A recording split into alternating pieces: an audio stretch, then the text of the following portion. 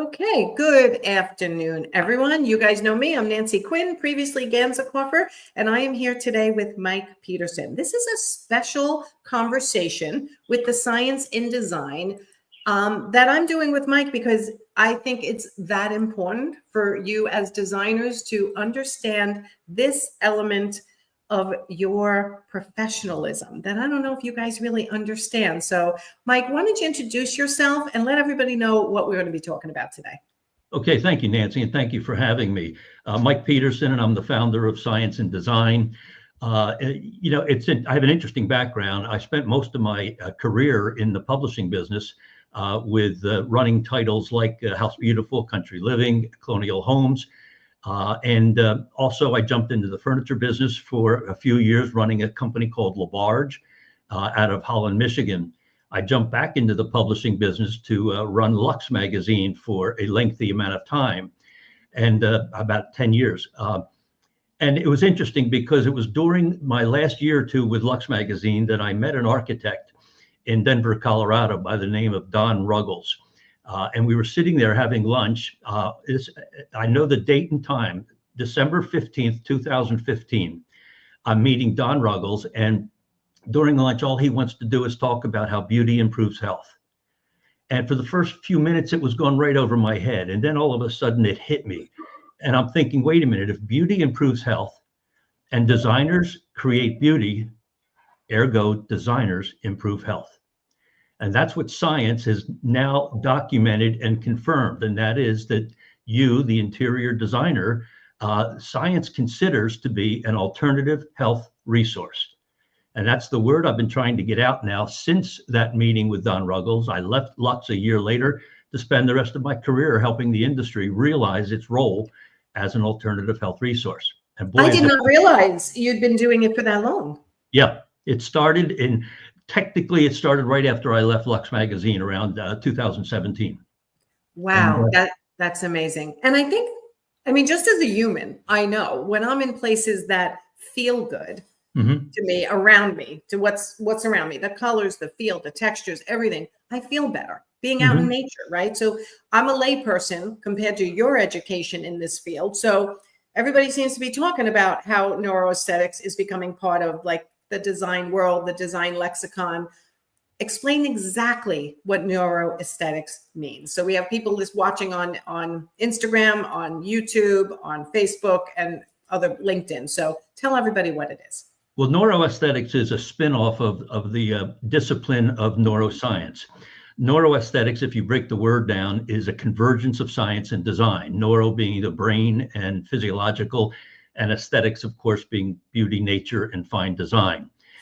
And it really is a study of how we interact and relate to our immediate environment. And what's important to understand is that our minds are kind of like a radar dish. We're constantly receiving bits of information. We don't even think about it. We certainly, it's the unconscious mind that's receiving all these millions of bits of information. Well, we take those bits of information in, decipher them, and then make decisions based on them, all in milliseconds. All that's happening in the world of neuroaesthetics. It really is an understanding of how the immediate environment is acting as an agent on our minds and bodies. We forget that, our relationship to the immediate environment is a two-way street. We're acting upon it and it's acting upon us. So the question I think that we ask designers all the time is, what kind of relationship do we want to have with the immediate environment around us? So give me an example of that, like from a designer, something very tangible. Like if they're designing someone's home and they want to put neuroaesthetics into the design, just one small example. I know you have a whole course on this, which we're going to talk about towards the end, but I want everyone to understand one simple example. A window seat and with a view to the outside. That's an inheritance of hundreds of thousands of years of living inside, but with a view to the outside. So the window seat is probably one of the most calming and reassuring, de-stressing, lowering heart rate, lowering blood pressure, locations in a home, in an environment that you can have. you're safe and protected in your little window seat area, maybe with your legs curled under you, sipping a cup of coffee, reading a book. That's a neuroaesthetically pleasing environment that will calm you and de-stress you.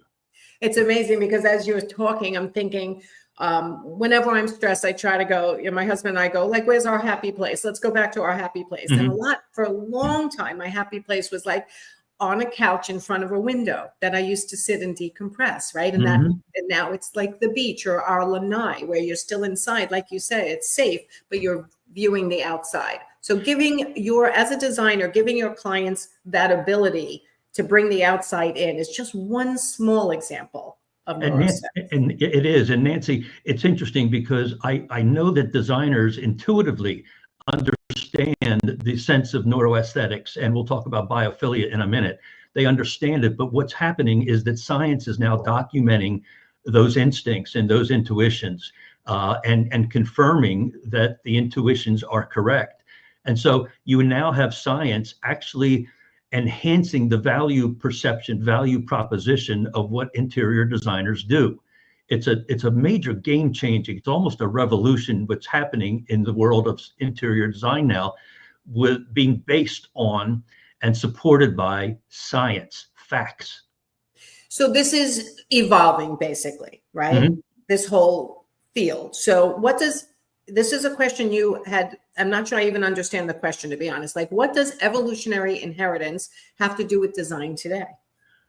Well, it's interesting. Some of the things I've learned is that we need to remember that we are who we were. We've been evolving for millions and millions of years, and we cannot shake who we were 100,000 years ago. So to better understand who we are today, we need to better understand who we have been. That sense of living in a cave with a safe and protected and secure with a view outside of the cave. And I just gave you the example of the window seat with a view. That's called prospect and refuge. And that's a direct inheritance from hundreds of thousands of years ago. We love organized complexity today. And how boring is a straight line? It doesn't become interesting to us until we give it movement.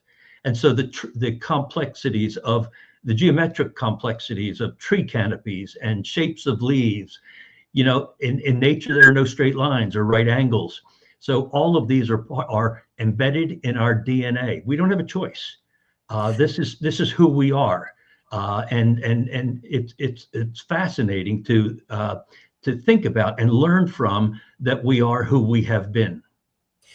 That has to be fascinating. And again, what I think about is the way designers, because we're obviously broadcasting for designers, how they even present in their marketing and their websites, and in projecting that this is also bringing nature in, tree canopies, leaves, the colors are pleasing to people inherently, right? I'm not saying that quite right, but we don't even realize that, gee, I like that. I'm not sure why. Well, one of the things I always recommend to my students, the designers taking the certification program, is that when you photograph one of your last project, make sure that you're taking images from the perspective of looking out the window.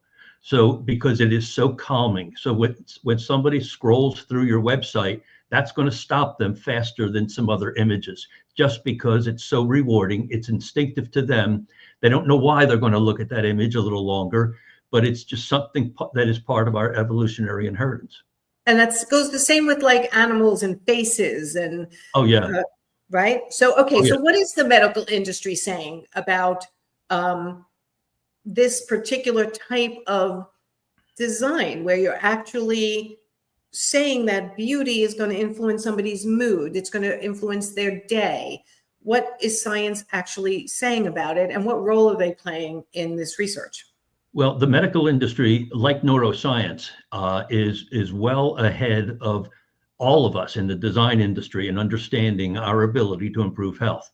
The medical industry now confirms and documents, because we have scanning capabilities, we have biomapping capabilities today that we didn't have 30 years ago. And what they're saying is that beauty heals. And when you create beauty, you're healing, you're improving the health of your client. Beauty lowers heart rate. Beauty lowers blood pressure. It calms us. It makes us feel more secure. And what's interesting is that the medical industry is starting to speak up on this subject. For instance, some of you may have heard this line before because I use it all the time because it's so important. Dr. Claudia Miller, who heads up the environmental design department at University of Texas, her famous quote is, "Architects and designers have a greater ability to improve health than medical professionals." That's amazing. It is one of the most staggeringly impactful quotes and statements of fact that they have measured and determined that we have a greater opportunity to improve health than they do. Now, this is interesting. These are doctors, the people that we trust with our health. And they're saying that we have a greater ability to improve health than they do. We have Dr. Douglas Wood up at the Mayo Clinic, who heads up the Center for Innovation in Rochester, Minnesota, who says the future of medicine is in the home. And they're talking about neuroaesthetics. They're talking about neuroaesthetics because of the impact of our immediate environment on us. Sarah Robinson, noted architect out of Italy, says that architecture and design act like our surrogate bodies on our minds. Think about that. That's how important the design process is to the human species. It's amazing. Okay, so where is biophilic design in all of this? That seems to be another term how does that incorporate into all this? Well, biophilic design essentially is an important component of the world of neuroaesthetics. Okay. And just to break the word down, I know it sounds like a strange word to some people. Yeah.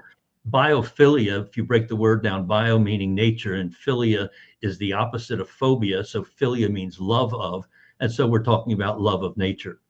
And biophilic design is essentially bringing nature, the innate need that we have for nature, and bringing it into the home.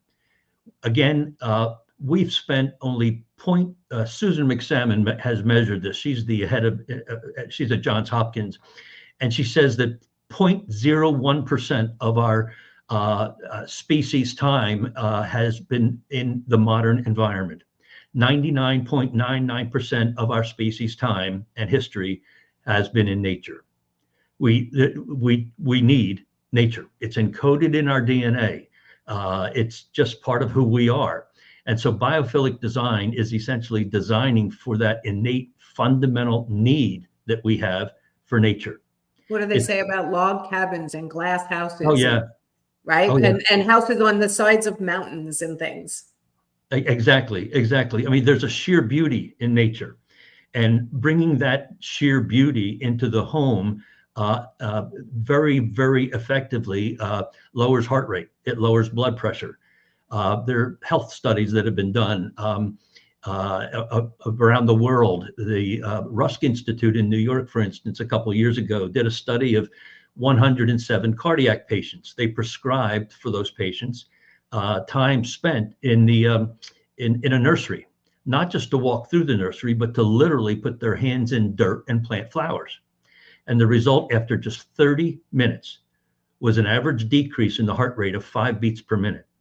Okay, I need to go out and do some gardening. Absolutely. That'll help my blood pressure. Absolutely.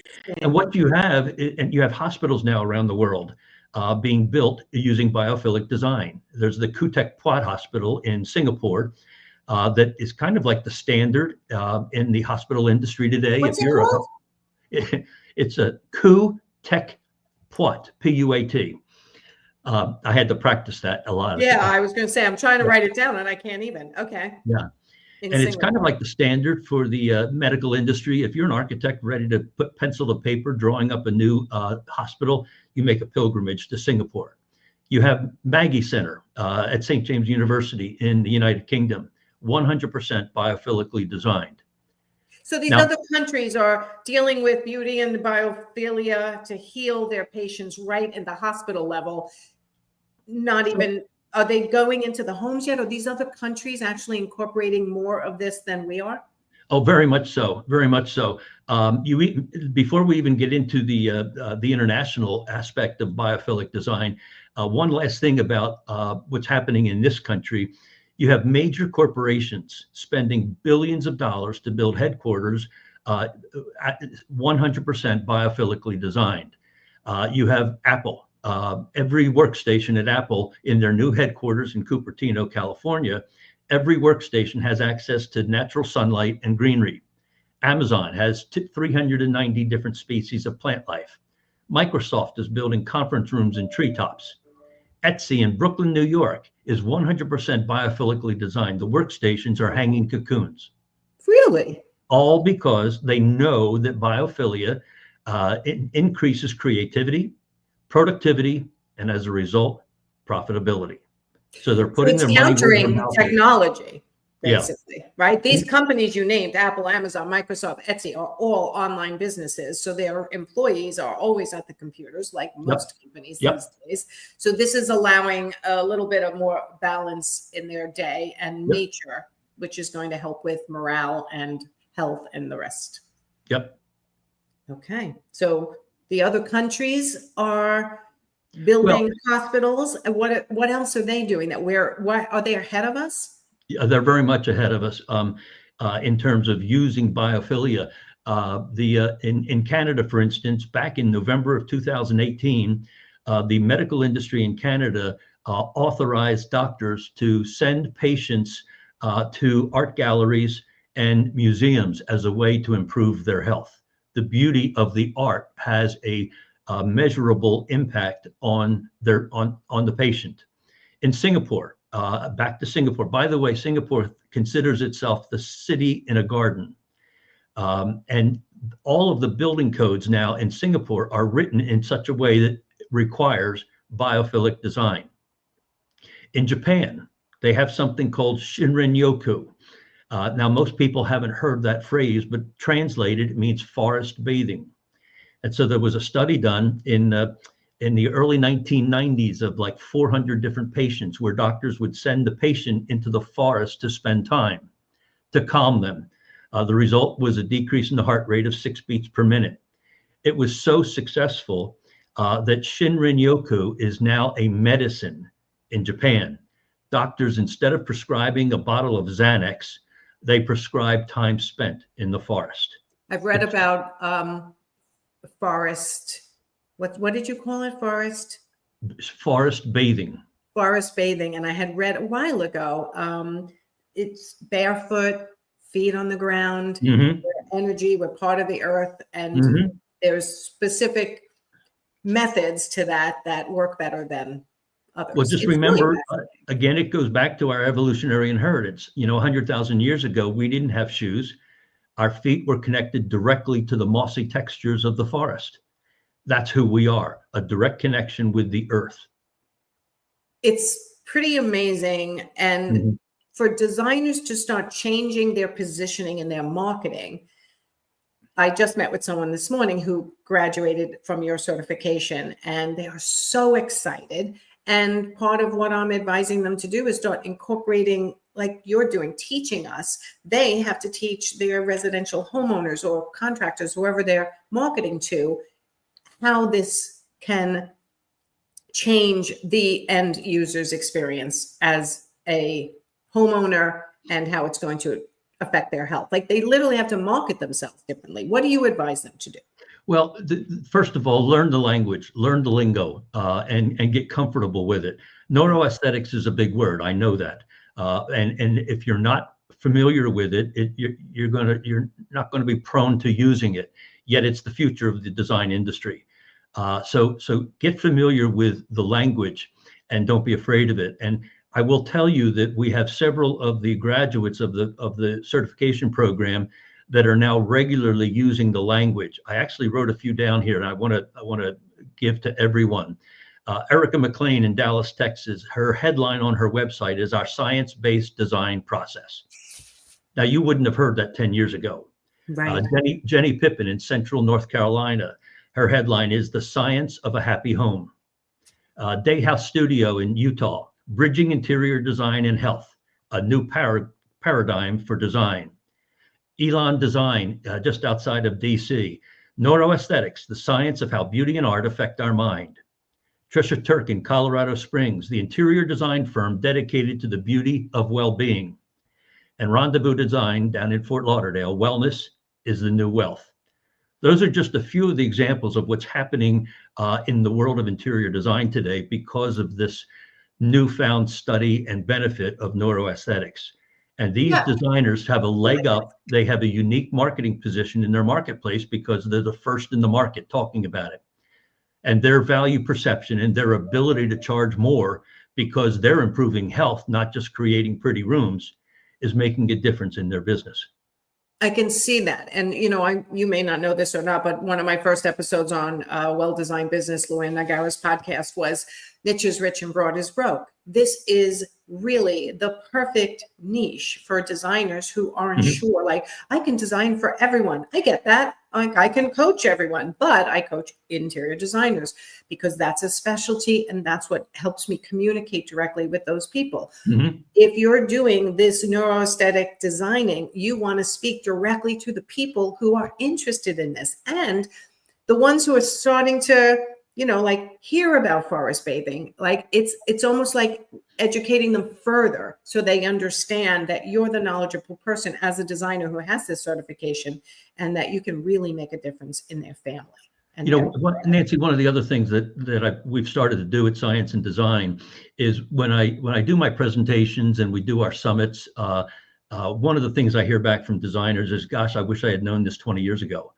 And so we started late last year with a university program. And so I've just started speaking to universities around the country.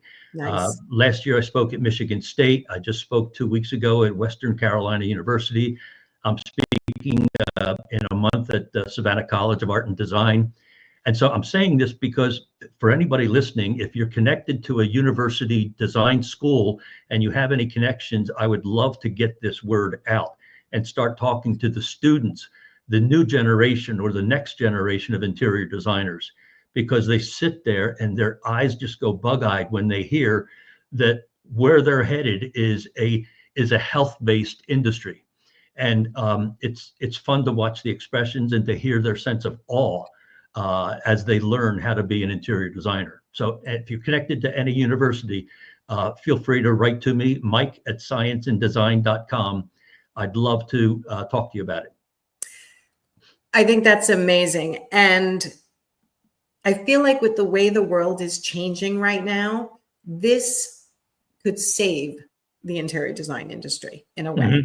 It literally could say, it's not just I'm doing pretty things in your home. I'm doing things that are actually going to make you and your family healthier. And there is really a whole different way of talking about that and educating. I just have to keep saying that, like you're doing and we're doing live. Just educate the public, right? So you're learning from the scientists and the studies and the universities and the hospitals, and you're now passing that down to the designers. Now it's the designer's job to educate the residential homeowners on how they can actually do this. So how can designers learn more about science and design and how that beauty in their design makes a huge difference in their clients' health and improving their whole experience in life? Well, the first place to go is scienceanddesign.com just to learn a little bit. I will tell you that we're doing something special at April High Point Market. So any of you that are going to market, I do invite you to consider spending a day with us. I'm working with Jane Dagme, who heads up the High Point by Design organization. So High Point by Design and Science and Design are partnering on producing Designing Wellbeing, Neuroaesthetics, Biophilia, and the Healing Power of Beauty on April 25th. It's the day before market starts. It's actually a 2-day event. The first day is on presentations from leading academics. And the second day is a tour of showrooms that are whose product is now being born from neuroaesthetics and biophilic design. Our keynote, I do want to mention, our keynote is Bill Browning, who is kind of the father of biophilic design in today's world. He's the executive director of Terrapin Bright Green in Washington, D.C., and he's a renowned speaker around the world. And we're really, really thrilled to have him. He knows everything there is about biophilic design. It's so exciting. So let me ask you something. In your home, how have you incorporated this? If you were to see my office right now, I do have, well, first of all, my wife very much has a green thumb. So she helps with green plants. She's an orchid specialist. Ooh. And so we have orchid plants and other greenery here in my office. We have an abundance of natural sunlight. I have grass cloth wallpaper on the walls. And a lot of natural color tones. My walls are painted a soft green. Yeah, I see that. It looks like a sage. Yeah. And the grass cloth is on the other side of the room. So where I work is a little bit of a biophilic haven for me. And because I am at the computer a lot and the laptop, I need that as a balance. The other way to learn about science and design and the impact of beauty is to take the certification course. Just go to scienceanddesign.com, click on certification, and join the hundreds of other people that have already taken it and graduated. One last thing I would suggest to you is that you also start with where I started, and that is a book by Don Ruggles. It's titled Beauty, Neuroscience, and Architecture. It's the one that really, really hooked me into spending the rest of my career helping the design industry realize its role as a health provider. And if there's anything I hear from designers after they've taken the certification program is that I feel validated. Yeah, I think a lot of designers want to learn more about this. We run the Profit Insider Academy. That's our coaching program to help designers, make more money and do what they love. And I want them always to continue their education within their trade as well, right? So you're learning how to run a business when you're in my program, make money, price yourself right, confidence and all that fun stuff.